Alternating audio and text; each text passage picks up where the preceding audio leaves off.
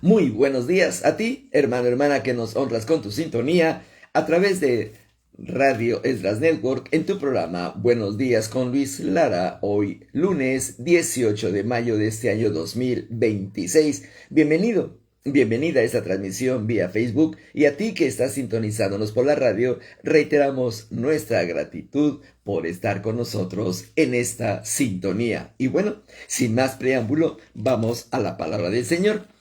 Eh, en días pasados leíamos acerca de Apocalipsis capítulo 5, cuando Juan tristemente escucha y ve que nadie puede abrir el libro ni desatar los sellos. Él llora amarga y tristemente hasta que le dicen: espérate, hay aquí alguien que es digno de abrir ese libro. Y entonces vio al Cordero teniendo esa autoridad para abrir el libro.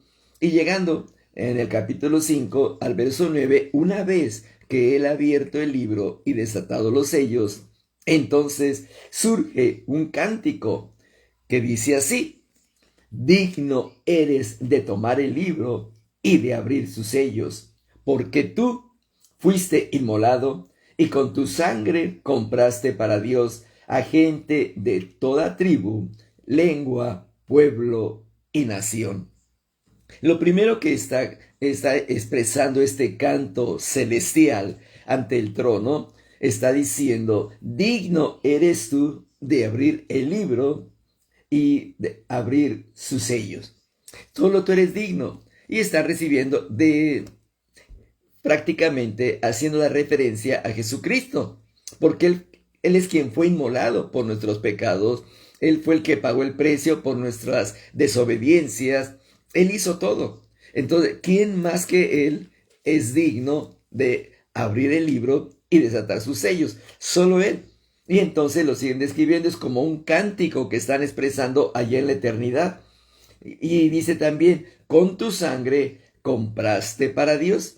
O sea, el precio de tu salvación y de mi salvación no fue dinero, no fue oro, no fueron dólares, no fueron euros, fue la sangre preciosa de Jesucristo. Un precio muy caro con el cual fuimos tú y yo comprados. Y dice la escritura de esta manera: con tu sangre las compraste para Dios a gente de toda tribu. Y aquí es algo interesante: de toda tribu. Y si tomamos la palabra tribu, para quienes vivimos en una ciudad, buenos días, Radio Jesucristo es el Rey. Felicidades, Freddy, por esta mañana. Cada tribu.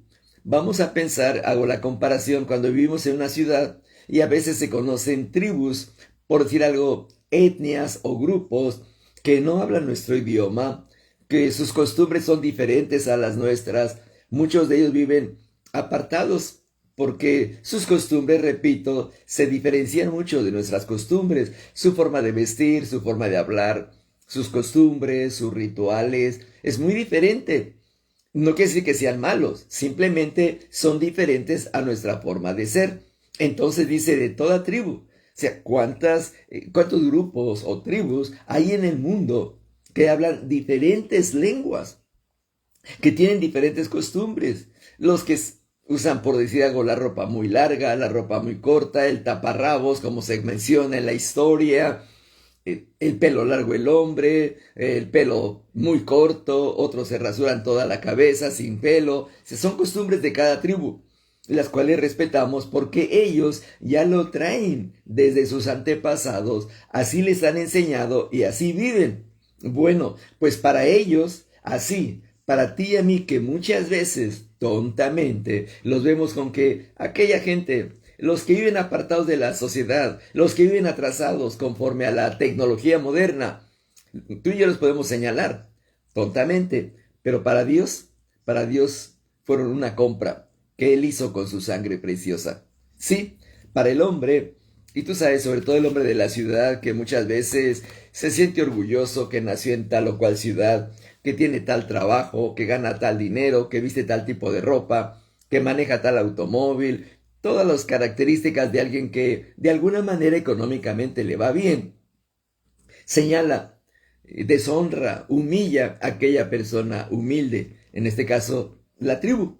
Repito, para el hombre natural los menosprecia, pero para Dios son algo especial. Por eso dice, de tal manera amó Dios al mundo, a cada tribu, a cada etnia, a cada grupo, a él los amó Dios. Y también dice entonces, compraste para Dios a gente de toda tribu, de toda lengua. O sea, ¿qué significa? Todos hablamos un lenguaje diferente. Hay quienes hablamos el español de una manera, y voy a poner el ejemplo, el puro idioma español. Nosotros en español, en México, usamos ciertas palabras que, ahorita que tengo aquí a mi hermano Freddy al frente, en El Salvador son diferentes. En Guatemala son otro tipo de palabras, en Argentina otro tipo de palabras, y así nos iríamos, nos vamos a España, otro tipo de palabras. O sea, muchas veces hay palabras, hay vocablos que diferencian, y hablamos el mismo idioma español. Entonces, por eso dice, aquí la escritura dice de toda lengua. O sea, Dios se dio por toda la humanidad, de todo pueblo y de toda nación. ¿Qué significa esto?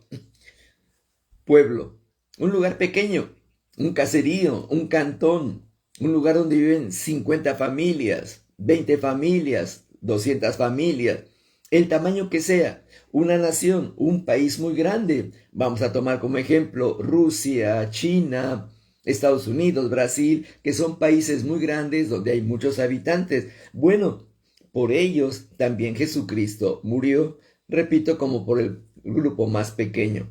Aquí es donde se cumple la escritura. De tal manera amó Dios al mundo que ha dado a su Hijo unigénito, para que todo aquel que en él cree no se pierda, mas tenga la vida eterna. Entonces, por eso están cantando este nuevo cántico delante del Señor, y dice así, algo muy importante: y los has hecho un reino de sacerdotes para nuestro Dios.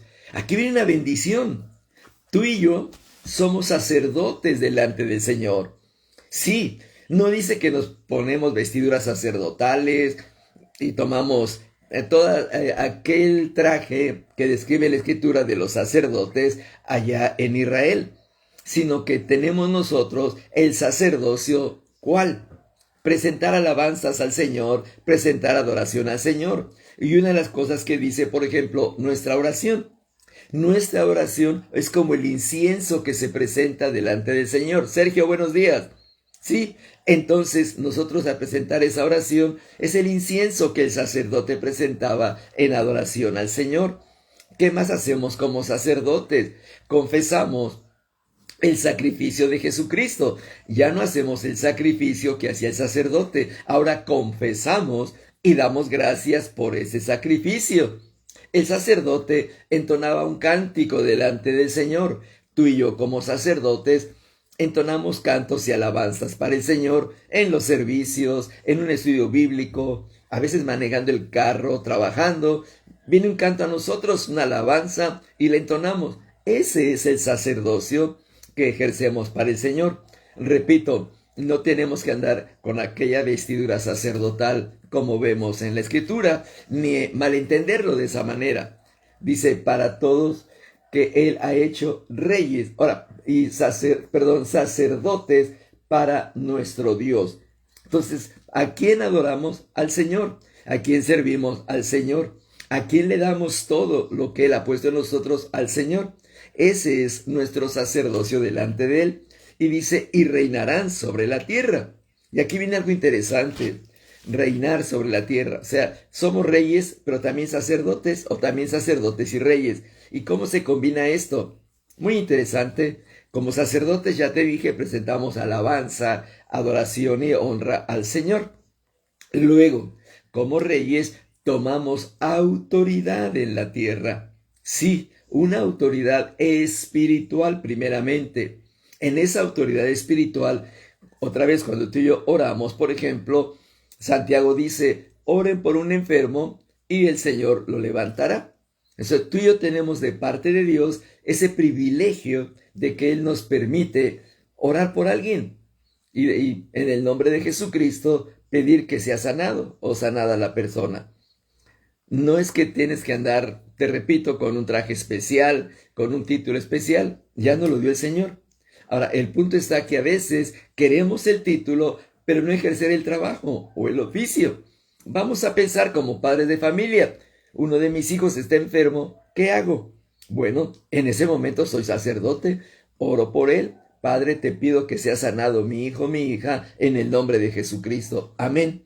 Luego, como rey, tomo autoridad sobre esa enfermedad, espiritualmente hablando. Tomo autoridad sobre esta enfermedad y ordeno que salga del cuerpo de mi hija en el nombre de Jesucristo. Entonces ya tomé esa autoridad espiritualmente. Luego, en el ámbito comercial, material, también Dios me da autoridad para que mi trabajo sea bendecido y sea prosperado. Me da la autoridad material. ¿Para qué? Para que yo tome control de mis finanzas, para que tome control de mis acciones. Ahí viene entonces aquel rey, aquel reinado en el cual tengo autoridad, absoluta autoridad. Vamos a pensar donde yo vivo. En esa calle hay alguien que le gusta tener la música a todo volumen en la noche y no deja dormir. Y se empieza a tomar cervezas, vino, etcétera, y tiene mucho escándalo ahí. ¿Qué hago? Voy a tomar la autoridad. No voy a ir a su casa y decir, cállese, le ordeno que se calle. No, porque voy a provocar un problema con una persona que al estar tomada, al estar borracho, pues todo lo toma al revés y entonces vienen pues los conflictos. Tomo mi autoridad moral y espiritual y en el nombre de Jesucristo oro y digo, ordeno que esa persona que está haciendo ruido a esta hora de la noche y que no permite que durmamos y descansemos, se calle en el nombre de Jesús. Tomaste la autoridad de un rey. No fuiste a decirle cállese, no llegaste con la policía, no, simplemente tomaste tu autoridad como un rey y en el nombre de Jesucristo ordenas que esa persona cierre su aparato con el cual está produciendo ese ruido. Entonces es como entendemos que somos reyes y tomamos autoridad. En el trabajo tomamos autoridad. ¿Para qué? Para que en nuestro trabajo nosotros seamos los que controlamos el trabajo. El trabajo no nos controla a nosotros. Nosotros tenemos autoridad sobre el trabajo. Entonces voy a ejercer esa autoridad en el orden de Dios, conforme a la dirección de Dios y al mover del Espíritu Santo en mi vida. Yo tomo y ejerzo esa autoridad. Y dice entonces, verso número 10, y los has hecho sacerdotes para nuestro Dios y reinarán sobre la tierra. O sea, nosotros tomando autoridad sobre esta tierra. Y es interesante, muchas veces, hermanos, hemos hablado o se nos ha enseñado a vivir con aquel concepto de que no puedes, estás limitado, mira, no hablas tal idioma, no tienes tal preparación académica, no fuiste a la universidad y nos quieren limitar. Pero delante de Dios somos reyes con autoridad. Entonces yo tomo esa autoridad para prosperar, tomo esa autoridad para salir adelante en mi trabajo, en mis finanzas. Hablé prosperidad y no estoy hablando de la falsa prosperidad exagerada, no, simplemente como dice el apóstol Juan, amado, yo deseo que seas prosperado, que tengas buena salud, así como prospera tu alma. Así lo dice el apóstol Juan y así lo tomo yo. Entonces Dios me llama a ser prosperado y tomando esa autoridad para reinar sobre la tierra. ¿Qué significa reinar sobre la tierra? Otra vez, tomar autoridad en todo lo que me rodea. A veces dices, es que no puedo aprender a hacer este oficio, no sé cómo manejar esta máquina, no sé cómo manejar este instrumento, no sé cómo manejar aquella herramienta. Toma la autoridad. Tú tienes la autoridad para saber manejar esa herramienta, ese instrumento, esa maquinaria. Tú tienes la autoridad, porque esa autoridad nos la ha dado el Señor. Entonces, cuando yo aprendo esto, no me detengo. Y voy a aprender. ¿Por qué? Porque tengo esa autoridad. La máquina no me va a ganar a mí. La herramienta no me va a ganar a mí. aquel instrumento no me va a ganar a mí. Yo tengo la autoridad sobre esa máquina, yo tengo la autoridad sobre ese instrumento, tengo la autoridad sobre esa herramienta. En el nombre de Jesús, yo tengo la autoridad. Y luego dice entonces la escritura en el verso número 11. Y miré y oí la voz de muchos ángeles alrededor del trono y de los seres vivientes y de los ancianos. Ahora, fíjate la experiencia que está diciendo Juan cuando tiene esa visión de capítulo 5 de Apocalipsis. Miré la voz de muchos, y oí la voz de muchos ángeles alrededor del trono. Bueno, miré y oí, o sea que miró a los ángeles, pero también los escuchó. Qué privilegio tuvo este hombre de tener esa visión eterna y preciosa. Qué precioso privilegio tuvo este varón. Mirar a los ángeles y escucharlos como estando alrededor del trono y de los seres vivientes y también de los ancianos, como escuchó cómo alababan al Señor. Qué precioso. Una pregunta me hago yo y te la hago a ti, hermano. ¿Querrá Dios que tengamos esa experiencia tú y yo? Sí, definitivamente. Permite que Juan lo escriba para que tú y yo empecemos a visualizar la eternidad y aspiremos a entrar a esa eternidad preciosa con el Señor.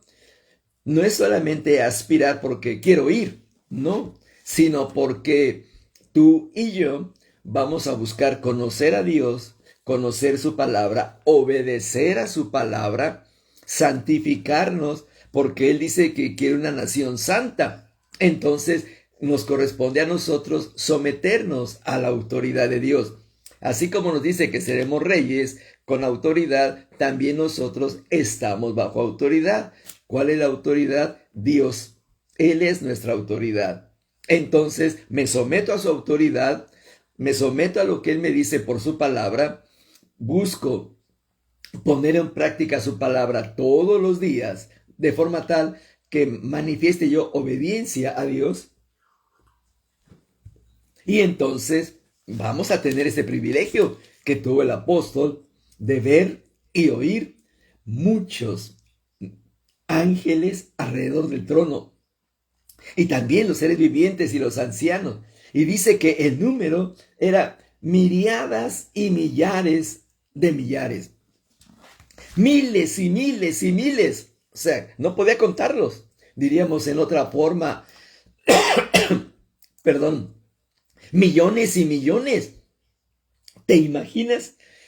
Ponte a pensar, ahí donde tú te congregas, donde tú te reúnes el domingo, los días de culto, están los hermanos que dirigen alabanza, quienes hacen coro y toda la congregación junta, cuando estamos adorando al Señor. Y hay momentos en que es tan hermosa esa relación que hay entre quien dirige el servicio y los que estamos en el culto, que se oye una sola voz como un coro. Y uno siente pero realmente la presencia de Dios. Y somos seres humanos alabando a Dios en un servicio. Y sentimos algo especial, algo sobrenatural. Alguien empieza a llorar, alguien le corre lágrimas, alguien se postra porque está sintiendo la presencia de Dios solamente porque quien está dirigiendo los cantos o la adoración y nosotros como pueblo participante entramos a una dimensión espiritual preciosa, lo que se siente en ese servicio. Ahora imagínate lo que Juan estaba viendo y experimentando con millones y millones de ángeles alabando al Señor. Piensa en esto. Además de los ángeles, tú y yo un día estaremos adorando al Señor. O sea, aparte de los millones de ángeles, ahora millones de hombres y mujeres que hemos sido rescatados por Él, que hemos sido alcanzados por la gracia y el favor de Dios. Va a ser no sé qué palabra usar, mega, super grandísima, no sé, coro delante del Señor. Y que tú y yo seamos parte de ese precioso coro a la unión de los ángeles, a la unión de estos seres celestiales. Te pregunto una cosa, ¿quieres tú perderte esta bendición? ¿Quieres tú no estar ahí? No, definitivamente no. Es por eso que tú y yo buscamos santificarnos delante del Señor. buscamos estar bien delante de la presencia del Señor.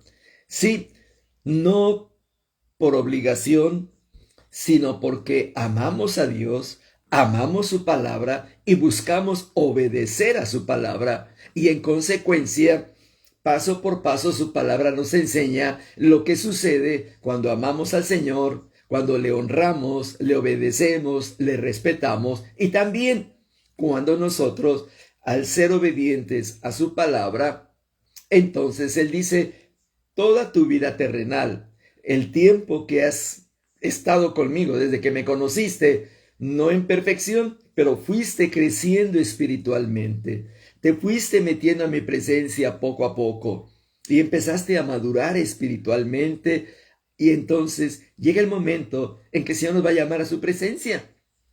¿Y qué está pasando? Pues seremos parte de ese coro. La pregunta es, otra vez la repito, ¿quién se quiere perder ese privilegio? Nadie.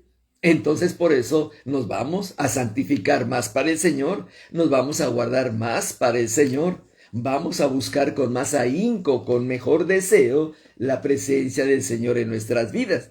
Entonces dice aquí este verso que eran millares y millares. Y luego verso número 12, pero ¿cuál era el canto? Aquí dice el canto. Y decían a gran voz, el cordero que fue inmolado, digno es de recibir el poder, las riquezas, la sabiduría, la fortaleza, el honor, la gloria y la alabanza.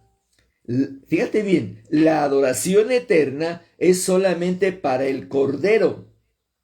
Al cordero, dice, el cordero que fue inmolado. En otras palabras, en la eternidad no hay alabanza para nadie más, al Cordero, al Cordero.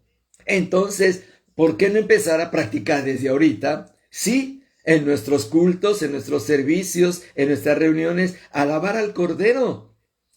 Respeto tantas cosas que se hacen en los diferentes grupos, lo respeto. Yo en lo personal, entendiendo la palabra, donde nos reunimos, solamente adoramos y alabamos al Cordero.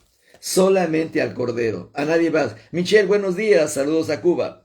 Fíjense bien. Solamente alabar al Cordero. Yo sé que hay festividades y enójense conmigo si quieren, pero yo no le puedo cantar a las madres. Yo no le puedo cantar el 10 de mayo un canto para las madres. Ahora el Día del Padre, un canto para los papás, un canto para el pastor. No puedo, porque la Biblia no me dice que le cante ni a la mamá ni al papá.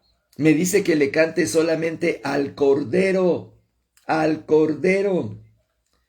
Me dirá usted, ¿pero qué no tiene usted un papá, una mamá a quien ama y respeta? Sí, los tengo. Bueno, los tuve físicamente hablando, ya no están en este plano terrenal. Pero yo nunca dije, mientras mi mamá vivió, nunca dije, hermanos, vamos a hacer un culto para las madres y aquí mamá y hacer un canto especial para ella. No. ¿Por qué? Porque dice que todo el canto es ¿para quién? Para el Cordero que fue inmolado. Para Él. Solamente para Él. Sí.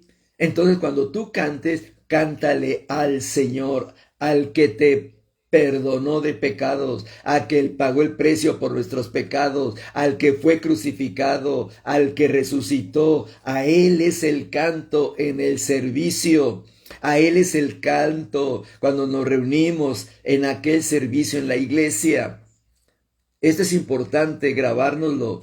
El canto es solamente para Él, para Él. El canto decía así, el Cordero que fue inmolado. Elvia, buenos días, qué gusto saludarte. El Cordero que fue inmolado. No menciona a nadie más. Entonces, si eso vamos a cantar allá, ¿por qué no empezar a cantarlo aquí? El Cordero que fue inmolado. ¿Y qué pasa con él? Él es digno de recibir el poder, las riquezas, la sabiduría, la fortaleza, el honor, la gloria y la alabanza. En otras palabras, todo para el Cordero, todo para el Cordero, todo para Él, absolutamente. No tomemos nada para nosotros. seas líder, seas predicador, seas quien seas, todo es para el Cordero, solamente para Él. Porque Él es el que murió por nosotros en la cruz del Calvario. Él es el único digno de abrir el libro y desatar los sellos. Por eso solo Él merece la alabanza. Nadie más. El Cordero es el único al que se le canta. Y vea lo que dice el verso número 13. Y a toda cosa creada que está en el cielo. Fíjate bien, toda cosa creada que está en el cielo. Tú y yo somos creados por Dios. Entonces, sobre la tierra, debajo de la tierra y en el mar, y a todas las cosas que hay en ellos, oí decir, al que está sentado en el trono y al Cordero, sea la alabanza, la honra, la gloria y el dominio por los siglos de los siglos. Ahora, aquí hay algo que tenemos que meditar muy detenidamente. Eduardo, qué gusto saludarte, buenos días. Fíjate bien lo que dice la Escritura. ¿A quién se le está diciendo que tiene que adorar? A todo ser viviente que está en el cielo. ¿Y en el cielo qué hay? Hay aves, pájaros, palomas, águilas, todo tipo de aves. Bueno, pues todas las aves, ¿qué tienen que hacer? Bueno, todas las aves que están en el cielo, sobre la tierra, debajo de la tierra. ¿Quiénes están debajo de la tierra? Muy interesante. Vamos a decir, están los tuzos, ¿verdad? Los animales que viven abajo de la tierra. Muy bien. En el mar, peces, de todo tipo de peces, y a todas las cosas que en ellos hay. Muy bien. ¿Qué tenemos que hacer? Todo ello tiene que alabar al Señor. Entonces, ahora aquí hay una cosa interesante. En muchos lugares adoran a la paloma. Sí. Otra vez va a empezar este hombre con sus cosas. Pues sí. Hay un corito muy simpático que dice, ahí viene la paloma con el fuego celestial. Abrígale en tu pecho y comiénzate a gozar. Perdón, ¿cómo voy a adorar una paloma?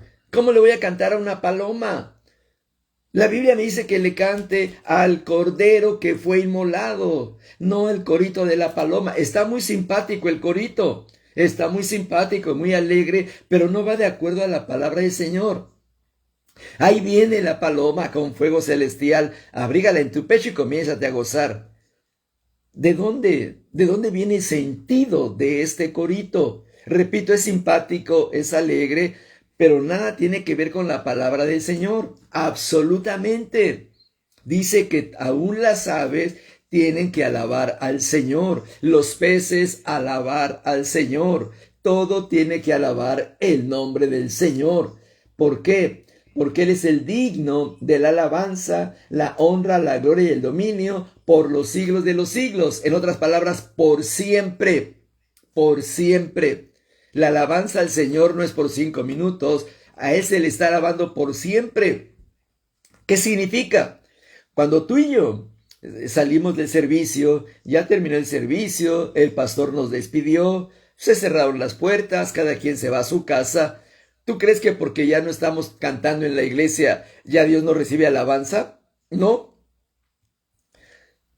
Absolutamente no. ¿Por qué? Porque hay millones y millones de seres angelicales alabándole al Señor todo el tiempo. Todo el tiempo. Entonces ahora aquí viene otro punto. Hay hermanos que son medios berrinchudos, vamos a decir así. Ahora no canto. No tengo ganas de cantar. No tengo ganas de alabar. No te preocupes. No te preocupes. Dios no depende de que tú quieras cantar o no quieras cantar. A Dios le canta el que está agradecido con Él. A Dios le adora el que reconoce las bondades y misericordias del Cordero. Y eso es lo que Él escucha. Y te tengo una buena. Al que canta de mala gana, Dios no lo oye. Al que canta desganado, ni caso le hace. ¿Por qué? Porque Él solamente reconoce el canto del que está agradecido con Él. El que ha reconocido cuánta bondad y cuánta misericordia ha tenido el Señor para con Él. Por eso, el canto, la alabanza y la adoración al Señor son eternas. Entonces, no porque se acabó el servicio, ya no hay alabanza para Dios. No porque se acabó un concierto de alabanza, se acabó al Señor. No, todo continúa.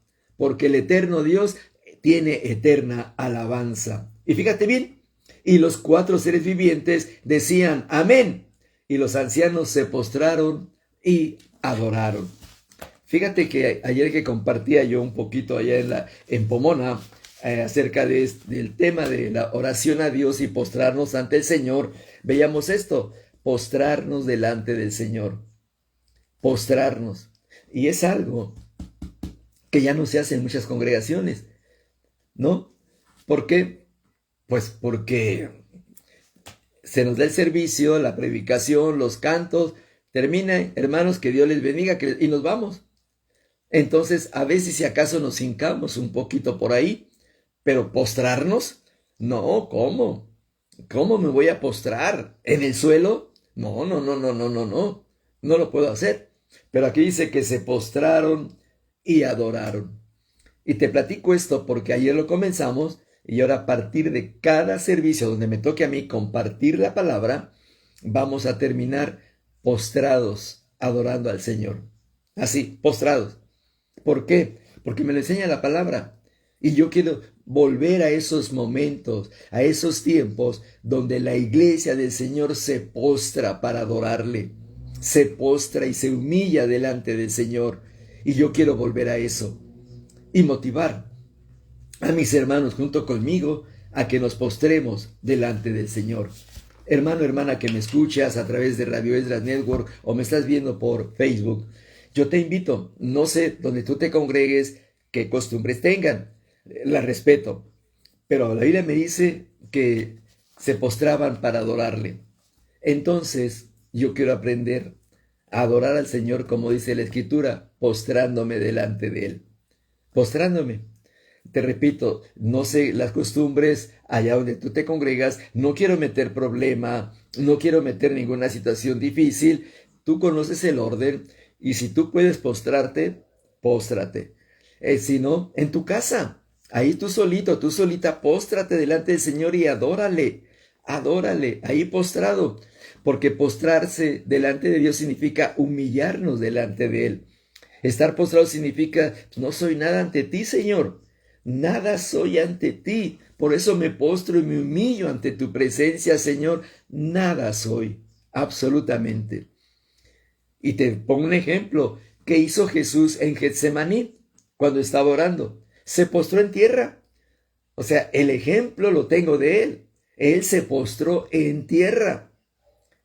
No estaba en un lugar donde estaba alfombrado o donde estaba el piso muy bonito, muy pulidito. No, en la tierra, en el jardín de Getsemaní, ahí se postró el Señor.